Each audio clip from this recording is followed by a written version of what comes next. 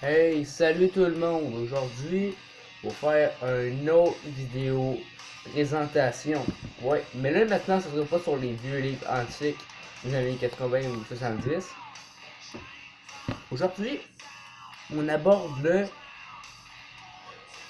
ben genre, là maintenant, genre, on aborde genre le sujet des jouets rétro. C'est pas des jouets des années 2000, vraiment pas. Ça, c'est des jouets que j'ai trouvés dans les ventes de garage. Puis, je vais vous les présenter. Moi, j'ai cette affaire-là. C'est Jabba the Hutt. C'est un jouet des années 80. Quand même assez dur à trouver. Mais en dessous, c'est écrit 97. Mais moi, je le compte parmi les années 1980. Les jouets rétro. Regarde, ça, genre, c'est vraiment assez rare. Comme ça, là, ben, regardez-le comme il faut. C'est que quand tu bouges la queue, ben, la tête la bouge. Mais quand même, il y avait quand même de l'idée pour ces jouets. Maintenant, on va aller dans les jouets Ghostbusters. J'en ai deux. Regardez, ça c'est excessivement rare, on n'en trouve plus. Ça aujourd'hui, avec toutes les pièces, ça vaut fucking cher, je vous le dis. Regardez, les yeux ils bougent. Je ne niaise pas, c'est vraiment un jouet assez, quand même assez rare. Parce que je l'avais acheté, il manquait les bras. Euh, Regardez quand même, ils sont quand même le vieux. Sur lui, c'est écrit. Attends, on va regarder. 1987. En plus, c'est fait à Mexico, c'est pas fait en Chine. Donc là, c'est assez très rare. Je vous le dis. Assez rare. Là, maintenant, j'en ai un deuxième. Ben lui, ça, c'est un des premiers que j'ai eu quand j'étais jeune. Mais lui, ça fait depuis. J'ai 8 ans que je l'ai. Mais lui, on ne sait. Attends, mais lui, on ne. Attends, mais lui, on ne sait pas c'est quand la date. Genre, on sait pas, genre, on sait la date de fabrication, ni où c'est qui est fait. Parce que le temps l'a effacé.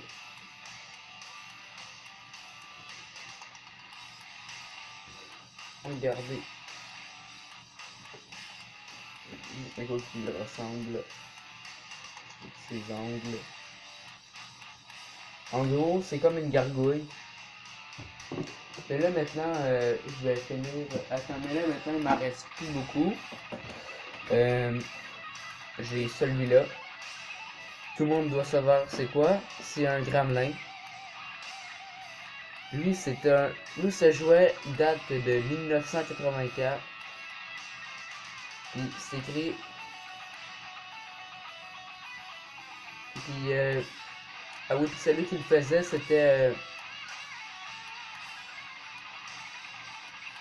Warner Bros. Bros. Euh, Bros. Ben, Bros. 1983, LN Toys GD. Et ici, on peut voir qu'il y a un 8. Donc, ça, c'est des originaux qui coûtent quand même, malgré tout, assez cher. Aujourd'hui, on n'en trouve plus. Ça, ça, là, maintenant, là, tu parles de ça, là, t'en trouves plus. T'en trouves zéro. T'en as plus. Maintenant, je vais finir avec un qui disait. Attends, puis moi, ok, je vais vous. Ok, je vais vous en montrer un, ok, que tous les collectionneurs s'arrachent. Ok, ça coûte fucking cher, ok. C'est le premier modèle Godzilla au monde. Ben, pas au monde, ok. Je vais regarder le. C'est une machine, regardez-le. C'est immense. Ce Godzilla, environ, il vaut.